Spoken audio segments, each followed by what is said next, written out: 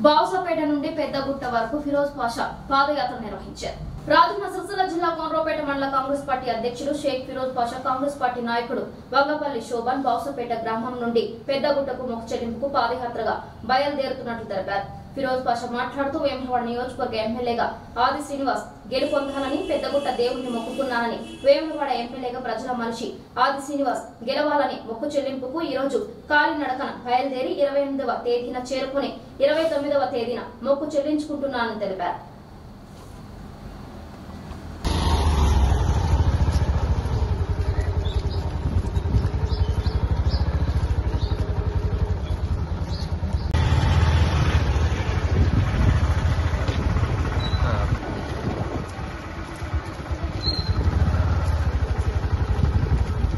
ఏదైతే మన శాసనసభ ఎన్నికల్లో మా వేములవాడ నియోజకవర్గ ఏమైనా అటువంటి వేములవాడ నియోజకవర్గ అభ్యర్థి ఆది శ్రీనారాయణ గారి గెలుపు కొరకు మేము గత 6 నెలల ముందే ఈసారి శ్రీనారాయణ గెలిస్తే తప్పకుండా మా ఇంటి నుండి బడాబాడ్ పెద్దగుట్ట వరకు పాదయాత్రగా పోయి అక్కడ కందులు చేస్తామని చెప్పి మొక్కుకున్నాం.